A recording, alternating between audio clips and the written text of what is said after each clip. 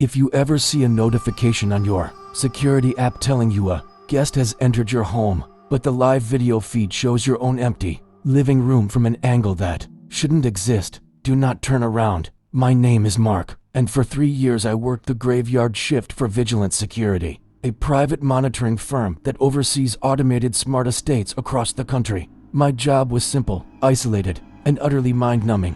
From midnight to 6 in the morning, I sat alone in a windowless control room in upstate New York, staring at a grid of 12 high-definition monitors displaying silent corridors, gated driveways, and vacant living rooms of multi-million-dollar properties whose owners were out of town. The pay was high, the building was secure, and nothing ever happened until last Thursday at precisely 2:14 in the morning. It began with a subtle motion alert on monitor 4, which was tied to Estate 44, a massive modern glass mansion hidden deep within the dense pine forests of the Berkshire Mountains. The owners had been traveling in Europe for over 2 months, leaving the estate entirely empty. When the red perimeter frame flashed on screen 4, I clicked to expand the feed, assuming I would see a stray deer crossing the lawn or a moth fluttering near the infrared sensor. Instead, the camera angle was completely wrong. It wasn't the wide overhead angle of the front entrance listed in the facility log. The perspective was unusually low to the ground, positioned inside a dark hallway corner, looking directly into the open-plan kitchen. A man was standing beside the kitchen island.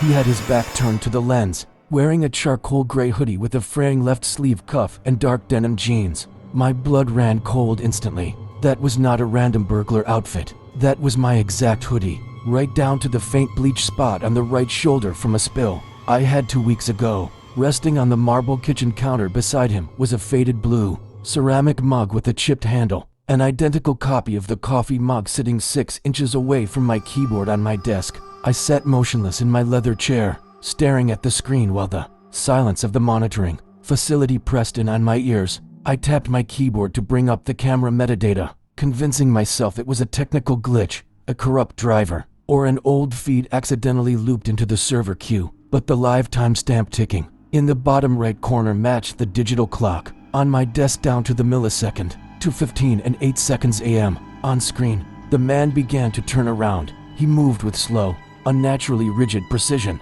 like a mechanical doll whose gears were slightly out of alignment. My breath trapped itself in my chest. His face was obscured by heavy shadows at first, but as he leaned forward into the soft light of the microwave display, my heart skipped a beat. It was my face, my jawline, my light beard, my tired dark eyes looking directly into the lens. But his face lacked any real human warmth or fear. He was smiling at the camera. It was a wide, unnaturally stiff grin that stretched to far across his cheeks, showing teeth that were slightly too clean and uniform. Desperate for sanity, I grabbed my desk landline and speed-dialed my supervisor, Dave, who was stationed in the administrative office 2 floors above me. The phone rang once, twice, and then clicked open. But instead of Dave's voice, a violent torrent of white noise blasted through my headset, followed by a faint, metallic ticking sound like a wall clock running backward. Then a voice spoke through the line.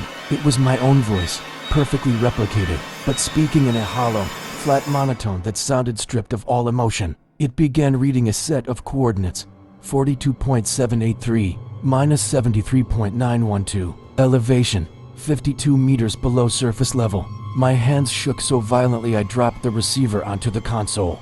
Those were the precise GPS coordinates and basement depth of the subterranean bunker where my monitoring desk was located. Before I could process the terror, every screen on the wall flickered violently. The feeds went pitch black for 3 agonizing seconds, and then snapped back on with entirely new video feeds. None of them showed Estate 44 or any of the other client properties anymore. Monitor 1 showed the front entryway of my personal apartment in town. Monitor 2 showed my kitchen sink and counter. Monitor 3 showed my bedroom, angled down at my unmade bed. Monitor 4 showed the interior of my dark bedroom closet. The door slightly cracked open. Every single feed was live, broadcasting from inside my own home. I watched in frozen horror as Monitor 1 registered a sudden spike in motion. The deadbolt on my apartment door slowly clicked open, and the handle turned. The door swung inward without a sound. A tall, impossibly thin figure stepped across the threshold, dragging a heavy black equipment bag behind it. It moved with strange, disjointed twitches,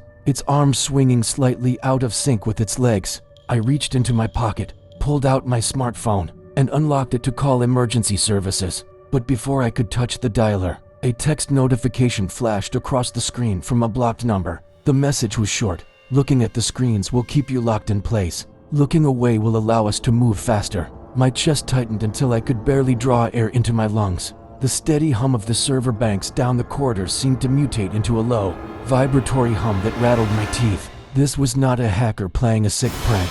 The system wasn't compromised by software. Something had hijacked the surveillance matrix itself, using the optical network to bridge the gap between where I was sitting and where I lived. On monitor 3, the intruder walked into my bedroom. It didn't search for valuables. It didn't look around. It walked directly toward the closet, opened the door, and stepped inside. Through the lens of the hidden sensor mounted in the vent, I watched the intruder sit down on the floor, fold its legs, and tilt its head back to stare directly into the glass lens. It didn't blink. It didn't move. It simply sat there in the dark waiting. At that exact instant, the fluorescent lights overhead sputtered, hissed, and went out entirely. The control room plunged into complete darkness, illuminated only by the cold blue light radiating from the 12 screens. The temperature in the room plummeted rapidly. Faint clouds of white condensation billowed from my nose and mouth with every panicked breath. Then I heard it, a sound that did not come from the speakers or the headset. It came from the metallic air shaft running directly above my head, a slow, wet scraping sound, accompanied by the muffled sound of a throat being cleared. I clamped my jaws shut and forced my eyes to stay glued to the center monitor. I remembered the warning on my phone. Looking away will allow us to move faster. I refused to lift my head toward the ceiling vent. I sat petrified, my fingers gripping the armrests of my chair so hard my knuckles turned white. On screen 4, the figure sitting in my closet lifted its right hand and pointed a long, pale finger toward the upper right corner of the camera frame. I tracked its finger across the monitor, and my heart dropped into an abyss. Visible in the corner of the camera feed was a small decorative mirror hanging on my closet door. Reflected inside that mirror was a view of my current control room desk, but the leather chair in the reflection was empty. I looked down at my hands on the armrests. They looked faint, nearly translucent against the dark fabric. When I tried to flex my fingers, I felt nothing. A cold, heavy numbness was creeping up my limbs, paralyzing my nervous system from the outside in. Monitor 12, which had remained blank, suddenly flickered to life. It displayed a wide view of the room I was sitting in, captured from the camera position inside the ventilation shaft right above my head. On screen, I could see the top of my own head sitting motionless in the chair, but standing directly behind my chair, framed by the open doorway of the control room, was a tall, shadowy figure with wide, luminescent white eyes and a jaw that hung unnaturally open. The shadow took a single, silent step forward into the room. I didn't turn around. I kept my vision locked onto the digital screen in front of me, watching the shadow's reflection as it glided across the floor, leaned over my left shoulder, and brought its hidden mouth inches away from my ear. The air that rushed against my neck smelled of damp soil and burnt copper. A soft, raspy whisper filled the room, sounding simultaneously from behind my neck and directly inside my head. "Thank you for keeping watch. Your shift is officially over." The 12 monitors cut to black. If you are reading this story late at night, or listening to it in the quiet of your room, I need you to do something immediately. Open your phone's security application. Check the live stream for your hallway, your porch, or your back door. If the camera angle looks slightly lower than you remember, or if you spot a figure standing in the shadows wearing your exact clothes, do not close the app. Do not lock your phone screen. And whatever you do, under no circumstances should you look behind you, because the moment you realize they are watching, you have already been chosen to take the next shift.